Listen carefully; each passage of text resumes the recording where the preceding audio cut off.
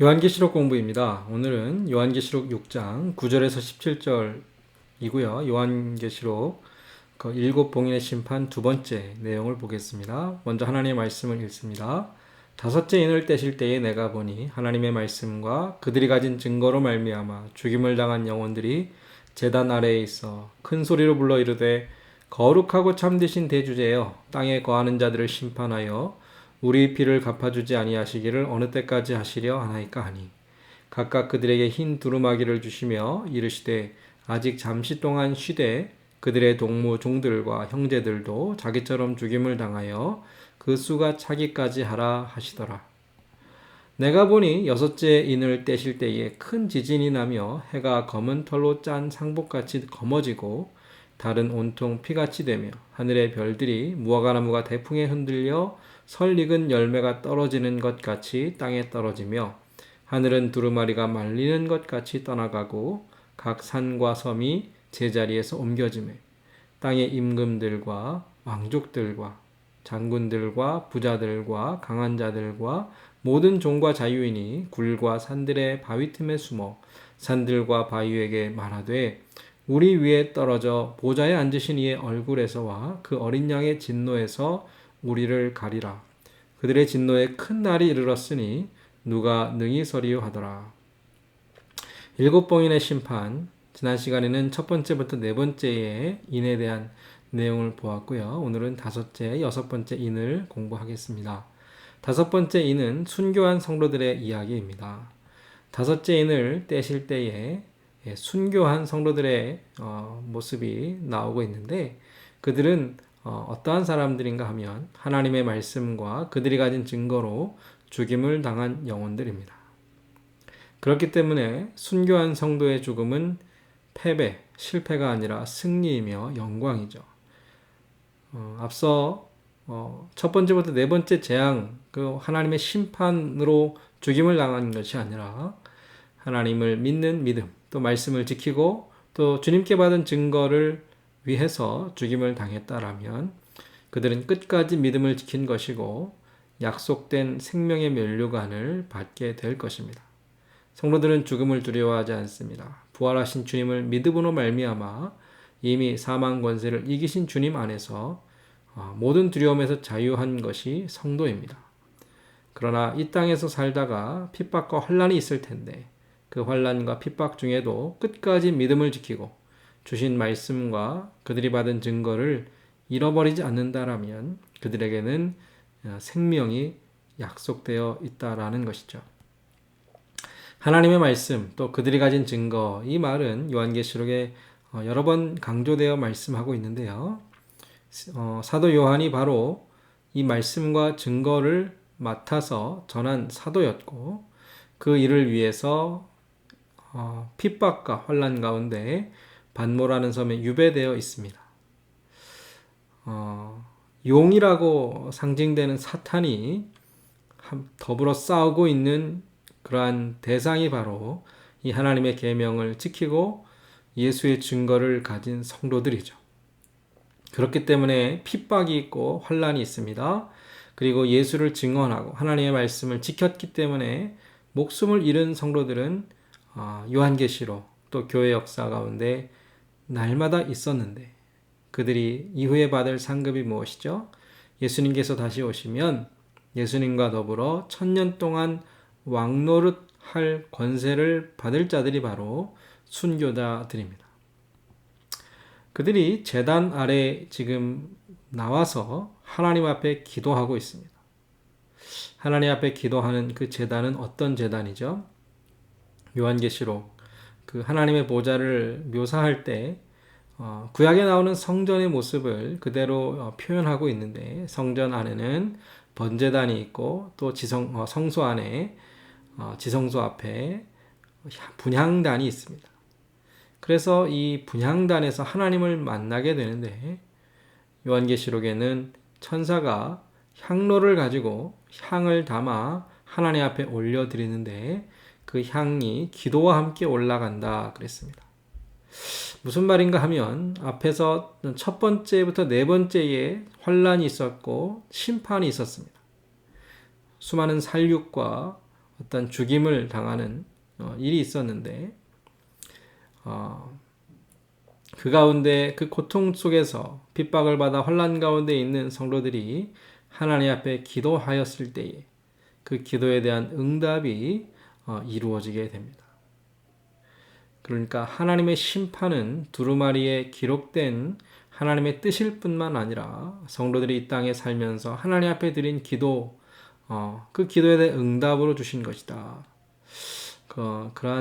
그렇게 이해할 수 있습니다. 왜냐하면 성도들이 기도할 때 거룩하고 참되신 대주제여 땅에 거하는 자들을 심판하여 우리 피를 갚아주지 아니하시기를 어느 때까지 하시려 하나이까 그렇게 기도하거든요. 그러니까 이 기도를 보면 하나님께 성도들이 우리의 피를 갚아주십시오 그렇게 기도해요. 그런데 그 피를 갚아주시는 것이 바로 하나님의 심판입니다. 하나님께서 심판하시는 이유는 세상이 이 땅에 사는 사람들이 의롭고 거룩한 성도들의 피를 흘렸기 때문이고 그렇게 죽임을 당한 성도들이 하나님 앞에 기도하고 공의로운 심판을 구하면 하나님께서 그 기도대로 이 땅에 그러한 심판을 행하신다라는 것이죠. 즉 하나님의 공의가 바로 하나님의 심판입니다. 의로운 피에 대한 하나님의 공의로운 심판이 마땅히 있어야 하는데 예수님께서도 선지자들과 또 하나님의 종들을 유대인들 또 이스라엘 백성들 또 이 세상이 죽였다라고 말씀하시면서 땅 위에서 흘린 모든 의로운 피가 그들을 죽인 모두에게 돌아갈 것이다. 주님께서 엄하게 말씀하셨죠. 로마서에도 보면 교회를 향해 너희를 핍박하는 자를 축복하고 저주하지 말라. 친히 원수를 갚지 말라. 왜요?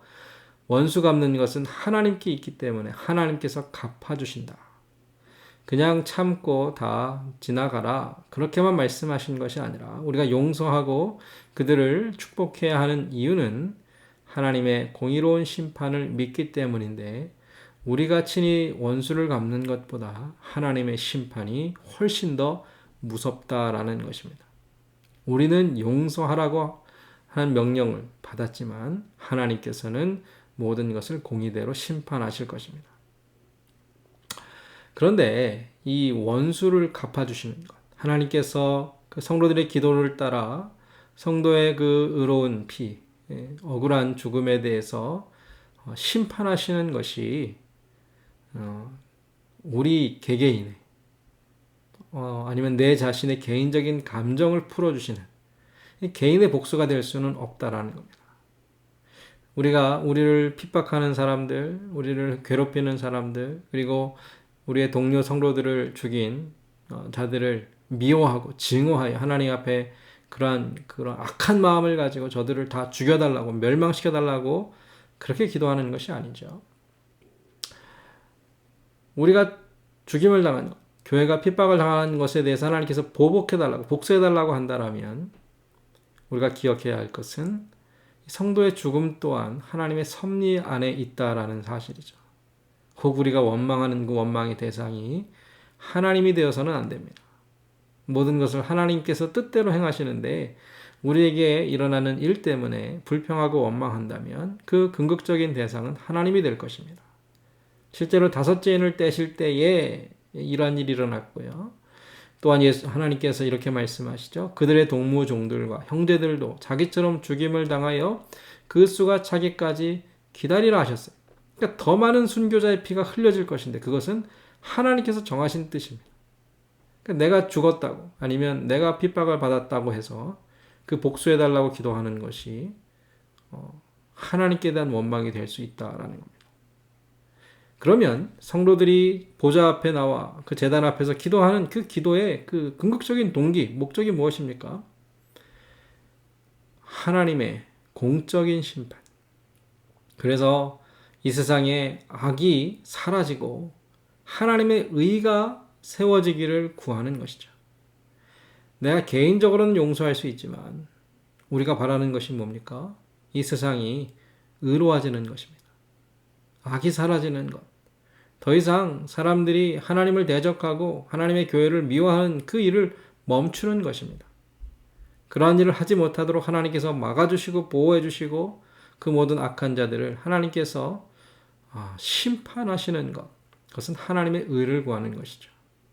그래서 실제로 계시록 19장 2절에 보면 하나님께서 음녀로 대표되는 그 사탄의 세력을 심판하시는데 그 심판은 자기 종들의 피, 하나님의 종들의 피를 흘린 그 음녀 세상을 심판하시고 하나님께서 친히 원수를 갚아주시는 내용이 나오게 되고요.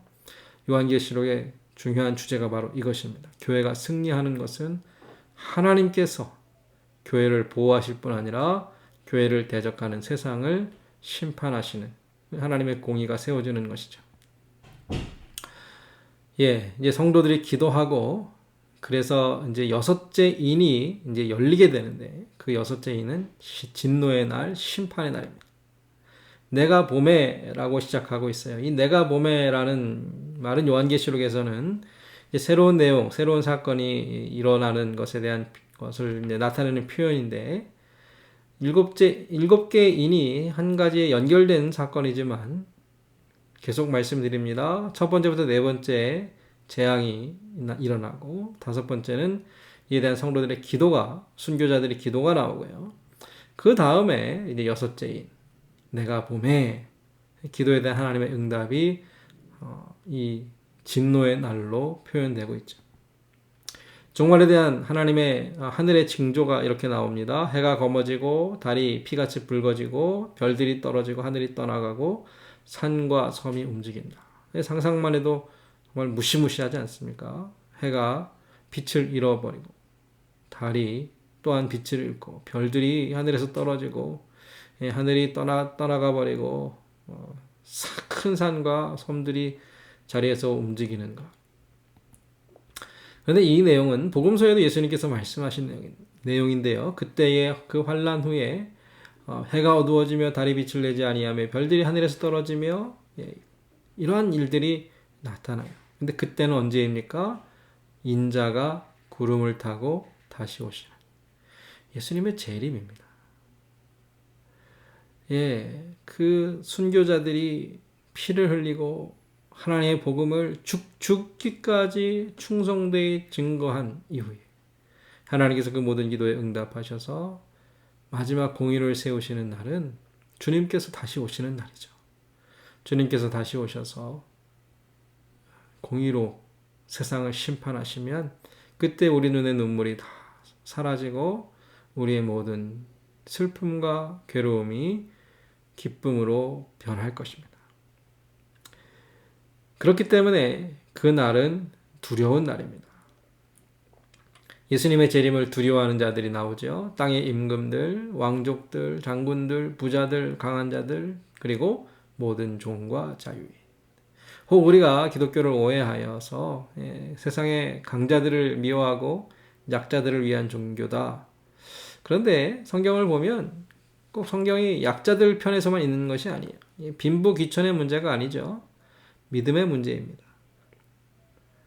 부자들, 강한 자들도 하나님 앞에 겸손할 수 있고요.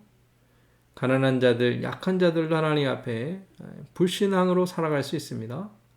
그러니까 믿음이 있다면 예수님이 다시 오실 것을 기다릴 것이고 믿음이 없다면 예수님이 다시 오시는 것을 두려워할 것이죠. 그래서 믿지 않는 자가 두려워하는 자입니다. 성경에 재미있는 말씀이 이제 특별히 요한계시록에서 나오는데 심판받을 자들을 쭉 열거해요. 근데 그 도덕적으로 문제가 있는 거짓말하거나 행음하였거나 살인하였거나 도적질하였거나 이러한 계명을 어긴 자들도 심판을 받지만 두려워하는 자들이 심판을 받습니다. 왜요? 두려워하는 자들은 믿지 않는 자들이기 때문에 예수님이 다시 오실까 봐 두려워하는 하나님이 자신의 삶에 찾아오실까 봐 두려워하는 자들 그들의 두려움은 불신앙에서 나온다라는 것이고 두려워하는 자들 불과 유황으로 타는 못에 던져질 것이다 그랬습니다. 예수 그리스도와 교회를 핍박한 자들이 바로 예수님의 재림을 두려워하는 자들입니다. 볼지어다 그가 구름을 타고 오시리라 각 사람의 눈이 그를 보겠고 모두가 주님의 재림을 볼 것인데 그들 중에는 그를 찌른 자들이 있습니다. 예수님을 찌르고 예수님을 죽인 자들도 예수님의 재림을 볼 것이고 그들은 그 재림으로 말미암아 통곡합니다. 슬피 울 것입니다. 자기들이 당할 일을 알기 때문이죠. 예수님이 다시 오실 때에 숨고 피하고 산으로 굴 속으로 바위 밑으로 바위 속으로 숨고 슬퍼하는 자들이 있다면 아멘 주 예수여 오시옵소서. 예수님께서 하루속히 오셔서 우리의 그 의로운 피 억울한 죽음을 갚아주시기를 기다리는 자들이 있습니다. 성도 여러분, 우리는 후자에 속한 자들, 예수님의 재림을 기다리는 자들입니다. 왜요? 우리는 예수님의 증거, 하나님의 말씀을 생명으로 지키고 그것을 전하는 자들이기 때문이죠. 하나님의 공의의 심판, 그래서 하나님의 진노를 두려워하고 우리 위에 떨어져 보좌에 앉으신 이의 얼굴에서와 그 어린 양의 진노에서 우리를 가리라. 세상은 의식적으로 무의식적으로 하나님께 벌받을 것, 하나님의 두려운 심판을 받을 것을 알고 있습니다. 이제 이 6째 인을 다 마친 이후에 이제 8장에 가면 7째 인의 내용이 나오는데 7째 인이 열리면 이제 나팔 재앙이 새롭게 시작되는데요. 그것은 이제 8장에서 계속 공부하겠습니다. 그래서 하나님의 보좌, 거기서 어린 양이 하나님의 손에서 그 봉인된 두루마리를 하나씩 하나씩 열어가실 때마다 세상에 하나님의 공의로운 심판이 나타나고 순교자들의 피로 말미암아 예수님의 재림이 이 땅에 임하는 그 모든 말씀을 마음에 깊이 새기시고 우리가 하나님 앞에서 어떠한 자들인가, 어떠한 위로와 약속을 받은 것인가를 다시 한번 기억하셨으면 좋겠습니다. 예, 오늘 7봉인의 심판 2번째 시간 여기서 마치겠습니다. 감사합니다.